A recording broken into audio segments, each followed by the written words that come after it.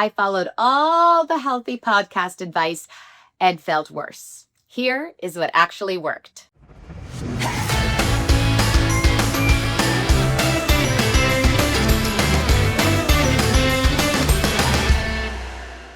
There I was, drinking all the green juice, skipping breakfast, hitting super high impact cardio 5 days a week, and feeling worse with every healthy choice I made. I was bloated, anxious, I was wired at night, tired all day. I thought I was disciplined. I thought that I was doing wellness right. Turns out back in my 20s, I was following a blueprint that was never actually made for me. And if you are a high achieving woman in your 30s to 50s or beyond and still trying to follow what worked in your 20s, you need to hear this. Let's be clear. I am not anti-wellness. I'm anti-BS. Because for decades, I was following the most popular wellness advice back in the 90s and early 2000s, which was fasting, fat-free, more cardio, less food, no rest. And it broke me and a lot of other women back in those days. Now, how do we change things? Not overnight, slowly and quietly. The old way had me inflamed and moody. I was craving sugar all the time. My sleep was chaotic. My skin looked older at 22 than it does now at almost 50. And everything made my brain feel kind of foggy. And like so many women that I work with now, I kept blaming myself. Maybe I wasn't trying hard enough. Maybe I wasn't disciplined enough. Maybe I was eating too much or not working out enough. But the truth was, none of those things were true. I wasn't broken. I was just following advice that was designed for 20-year-old men with a different hormone profile, metabolism, and life season. Here is what we've been conditioned to do over decades of trends and what so many women in midlife are still doing to their own detriment. Intermittent fasting every day for 16 hours, skipping breakfast, pushing coffee until noon, and ignoring hunger. Another thing I see a lot of really well-meaning women doing that's destroying them, cardio without strength training. Every day, running treadmills for longer and longer amounts of time, more and more jumping jacks, thinking that more sweat means more results. Another dangerous trend, low-fat, low-carb, low-calorie meals, trying to stay lean and instead getting tired, bloated, and burnt out. Thinking that they're eating clean, but actually constantly under-eating. This can have adverse effects on your body. Another thing women do, punishing overlong workouts when they feel exhausted because they think that's what discipline looks like. And all the while that you're doing these things, your body is screaming, I don't feel safe. But you aren't listening because a podcast or a wellness influencer tells you to push through. They tell you have more discipline. They literally say, be a man. This is the worst advice for any women of any age, but particularly those of us that are over 35. I have spent the past 20 some years cultivating an approach that actually creates cortisol regulation, sleep health, and all of the things that help. The old way, well, that's going to get you insomnia, muscle loss, gut disruption, which is a huge indicator of dis-ease. You'll also get constant sugar cravings, shame for not doing it right or working hard enough. And maybe the most dangerous part, that old way causes disconnection from your own body. As a woman, you have actually stopped trusting your own hunger, your own rhythm, and your own need for rest. You are living like a machine, and therefore, you're also breaking down like one.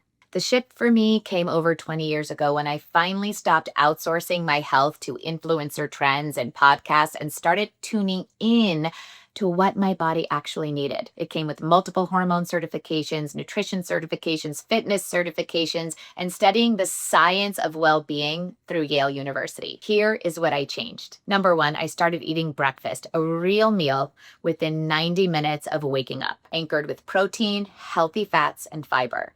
I found that this not only energized and fueled my morning workouts, but it stabilized my blood sugar, calmed my nervous system, and reversed my afternoon crashes. Something else I did, I swapped hardcore, high-impact cardio for strength, flow, and walking with my rescue dogs in a weighted vest.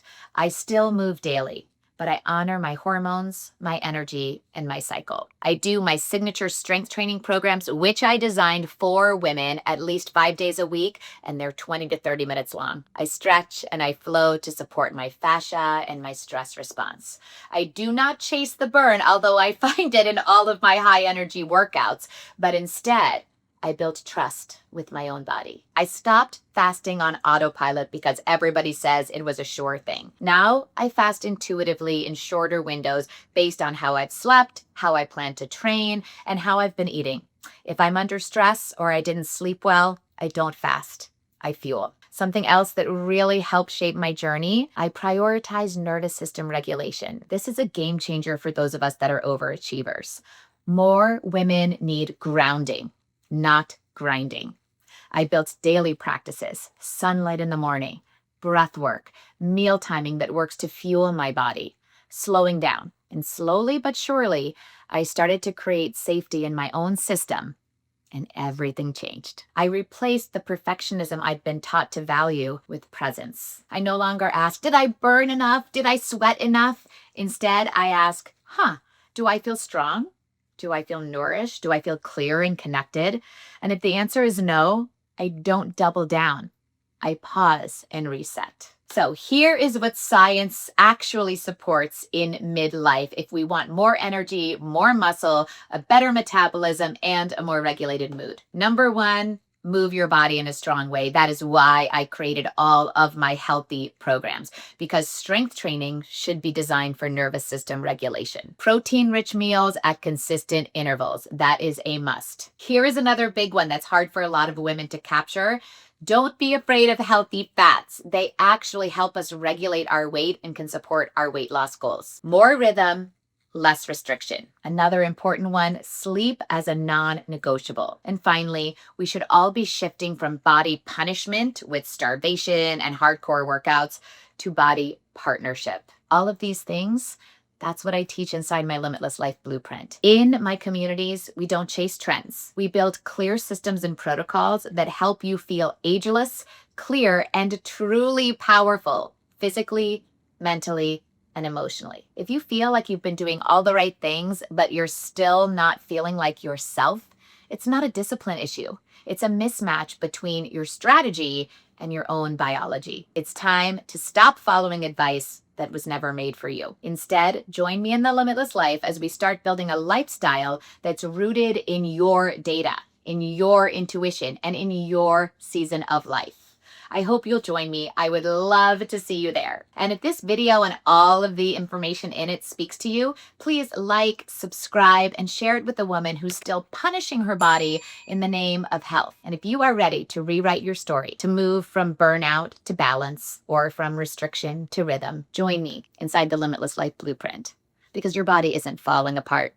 It's just asking you to lead differently. And now you're ready.